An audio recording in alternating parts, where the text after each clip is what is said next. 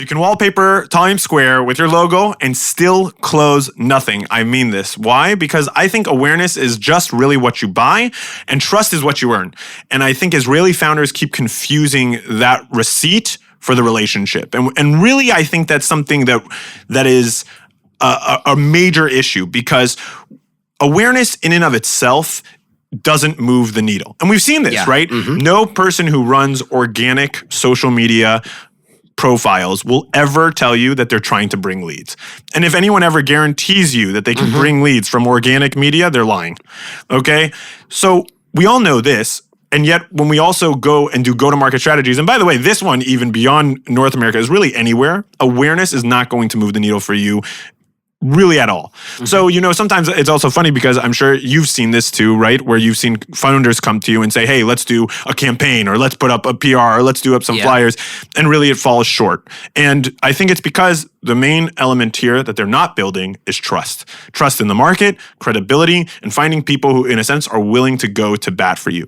So when you work with a founder who's in that stage of trying to, grow and is trying to make that splash in the market, and they come to you and they say, hey, look, I'm looking to do a campaign for awareness. Do you agree with them? Do you disagree with them? Or do you kind of tune that? It really depends on where they are, right? Sure. Like what is the end goal here? Sure.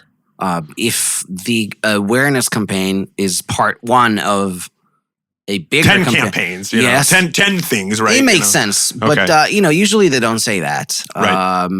I would say it depends why they want to do it. Sometimes I think, and I've seen this, across the board, even with the people from the legal world, sure. By the way, lawyers, they just want to see the logo of the company there. That's, by the way, why they do the Times Square, sure. Right? You close your eyes, you see them standing there and they taking photos. Yeah. It's not good for the U.S. market. No, of course. No one's going to buy an enterprise software in $100,000 because your logo was there. Right. And you paid for it, I don't know, right. That 15 seconds loop, $15,000 sure. per day. They do it for Israel. Right. For Kalkalis to pick it up, right. for their investors, for employee branding. Right. Look at us. Oh, they're on Times Square. It's a successful company. Yeah. Great. That's awareness. Yeah. What did you get from it?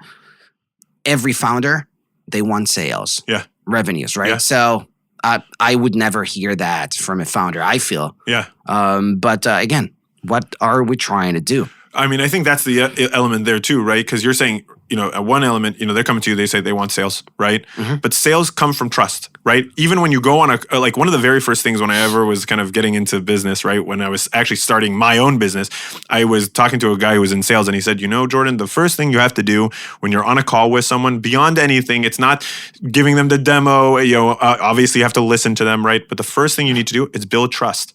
Because if they can trust you, they'll buy anything from you. Yeah. That's the truth. They'll buy anything. It reminds me, you mentioned the story from the first episode we've done. Which one? The one with you got this call and someone didn't listen to you. The CISO? Yeah. Okay, yeah. So exactly, because for example, what happened in that situation, and I'll just bring it up again, basically I was helping a cyber founder who was pitching to, a cyber solution, had a CISO on a call from Idaho, which is, it's a big state. Boise, Idaho has 1 million people. It's a big growing urban area. Yeah, you wouldn't know that, right? You wouldn't know that. Yeah. Basically the size of Tel Aviv in Boise, Idaho. You know what I mean? And is talking to him, and within a little bit of the conversation, the guy was talking a little bit about his moving around the U.S. and he was talking about how he's basically stayed on the West Coast and he was kind of dumping on the East Coast. And being from the West myself, being from Colorado, I was able to kind of vibe with him on that. And actually, it got to a really good point in the conversation because he liked, I was able to build that trust. Like, he knew me, he understood me. Yeah. And so it kind of opened the door for the conversation to be good. Though the conversation, later turned negative for a variety of kind of, salesy reasons, which we don't have to get into in this specific discussion. That is that level of trust building that I think is sometimes misunderstood, but that's a cultural context because that's understanding the cultural context. But also it's, if I can build that trust with him, right? And let's say that guy had actually liked the founder and had been willing to take the discussion forward, which he didn't, unfortunately, because of what happened. That guy could have been, in a sense, the biggest fan for that founder's solution in the US. Could have been not only a testimonial on the website or a testimonial on their YouTube page. He could have turned into a channel partner. He could have turned into someone who enlists other people. He could have started a referral network. And this is, again, we're talking about that awareness wouldn't bring this. The credibility and trust would do that. Yeah. And for that, you need a small talk. You need to, that's not a billboard in Times Square. No. That's different things. I mean, listen, let's be honest here. A billboard in Times Square wouldn't have even reached this guy. He's a CISO of a major company in Idaho, which I know sounds ridiculous, but it has its own situation. He's in Idaho. He has that ability to do that. And guess what? He's not actually, he's not looking at New York. He's not looking at Chicago. Where are you putting your awareness matters, but also who are you getting to go to bat for you? The company he works with is a major player in the West. Major player. You want that type of credibility. And if you don't have it, then no matter how many, billboards you take out, no matter how many ads you put in the newspaper, no matter how many targeted Google campaigns you do, you're not going to move the needle more. Yeah. And we talked about Manhattan in previous chapters, episodes. I'm sure that you've seen this, but I've seen this a lot. Founders, CEOs, they'll post a few things on LinkedIn. They'll send a few emails to the Israeli community in Manhattan. Sure. Hey, I'm in New York next week. Who wants to meet? And at best, they schedule a few meetings. Sure. Right. But from an American standpoint, what do you feel when you see a foreign founder, right? He's Israeli, which is probably not good right now, but posting, hey, I'm in New York this week. Does it feel like a go-to-market strategy or like a travel arrangement kind of announcement? Well, it's funny. I've done it myself, right? Because I like to tell people where I am for different things. When I do that, the only goal is to see if I can get extra meetings. That's it. That's my only goal. Because generally, if I'm posting that, it's because I'm there for a reason. And I think that's actually something that has to be said there. If these founders are going there with the goal of just posting on their LinkedIn and kind of hoping for people to want to jump at their product because of whatever reason, doesn't matter if it's that a good article, they actually might have something there or not. Goat City. Yeah, they're not. You're not going to get someone to talk to you just because of that. However, if you're just saying, hey, I already have 7 meetings set up for the next 5 days in New York.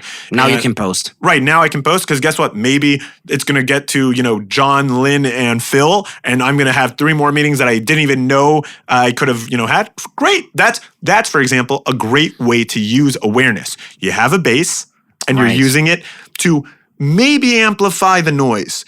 But in a sense, you have that base. Just like that founder could have done with the cyber guy. Yeah.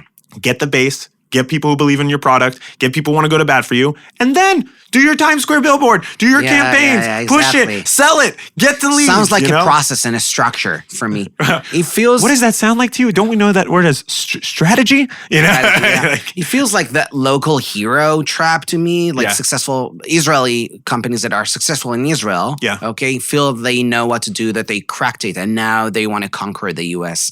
It's at the end of the day, it's zero trust. Unlike in Israel, the fact that I've seen your ad doesn't mean that I'm going to buy from you, right? We talked about how they're going to like your post, they're going to say yes, thanks, but that's it.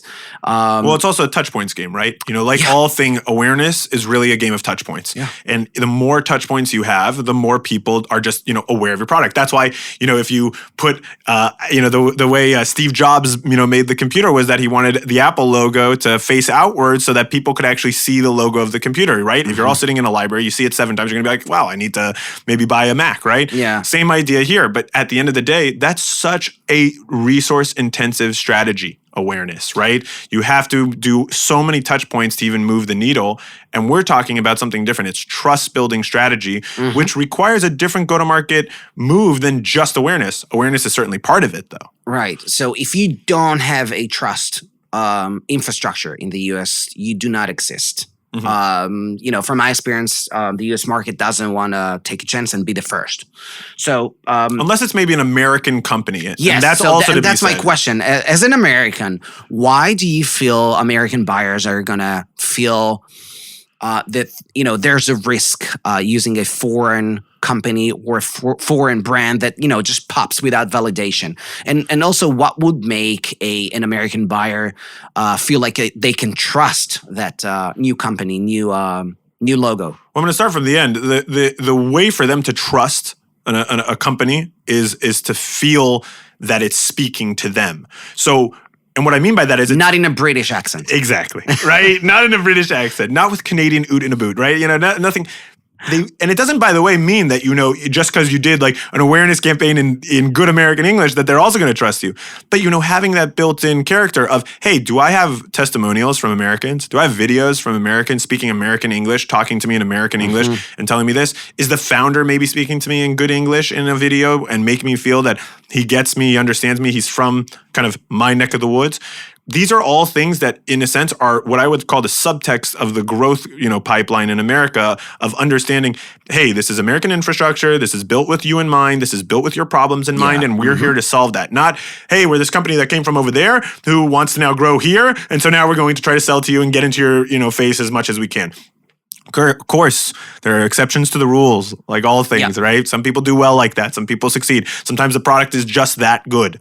But let's be honest, those are outliers. They're not the norm. And so I think that that's something to be said, and you have to build that. And that's really what it is. I think Americans, otherwise, when they look at a company like that, they just kind of, in America, you're spammed by, let's say Indian telemarketers, who have bad English and you don't know what's going on. And so in a sense, I think we all have that kind of feeling of like, okay, I'm getting sold by someone who just wants my money and I don't want to deal with that, and I think that is something that Americans can kind of pull back from, and sure, you might be able to sell, an old lady in a mall, aggressively with Dead Sea products, right? But that's not a CEO at a Fortune 500 company.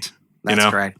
So if we're building a trust infrastructure, what do you think companies should do first, assuming they accept that they need to do it?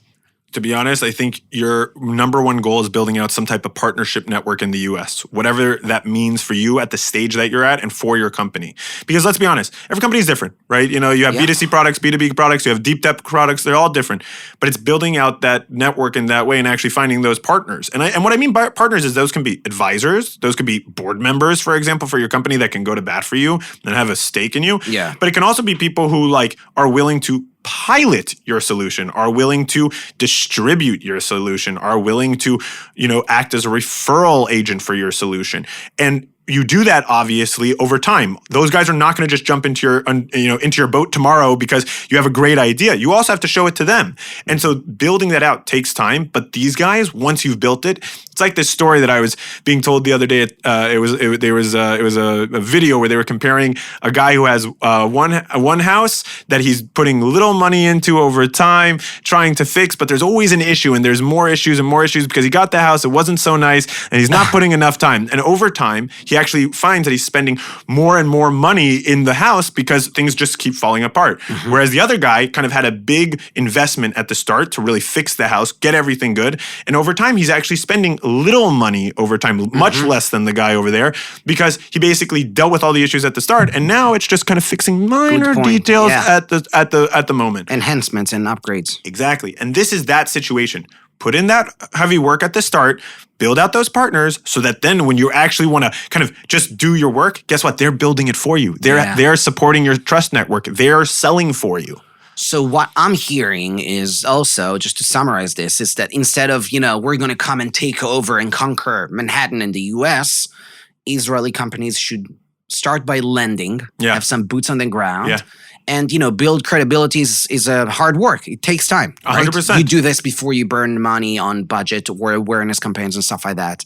And we're looking for, local validation. We're looking for U.S. Success stories and case studies, local, because it means that I'm here to stay. I'm not just like a local hero from Tel Aviv. Right. And I think that's the bottom line. I think that's very important. So don't be a go-to-market tourist. Right. For example, I always like to say too, you can be that local guy who's big in Tel Aviv, and guess what? That will get you the pilot in the States. Yeah. That will get you that initial partner meeting to talk to you. Because hey, Israel has a good reputation in terms of tech and technology and all that stuff, for sure. And even people who don't know it are generally, if they're not, anti-Semitic or anti-Israel, are wanting to talk to you. But hey, you got to build that out. That you have to start slow because that pilot project could be the landing piece for you to then actually expand from. Hey, this company agreed to work with us. They liked us. They approved it. Hey, now we can move with anyone else. And you learn a lot in the process, right? 100%. Jump on calls. You learn that the messaging you thought it's not going to work for you because you hear the same terminology, right? Yeah. We talked about this before in a different episode, but when I was in Boston, I was working on different ventures as a part of business school or just a part of different ventures that I was involved in. Yeah. I actually talked to people on the street. Yeah, there you go. You hear so much like, oh, the way what we're saying about ourselves and what they're hearing is completely different. Yeah. They're using these words. I would never think about doing that. Right. And now do that before you burn the budget. Use them, make the most out of it. Right. So, and that's by building out those partner networks. I really believe that because they'll tell you straight up too. Because listen, a partner, as much as they might want their own interests recognized and might have their own interest in partnering with you, listen, they're going to tell you how it is. They're not going to partner with you if it's bad. They're not going to sell it in a way if you're selling it wrong. Yeah. That's just not how it's going to work. And I've seen it.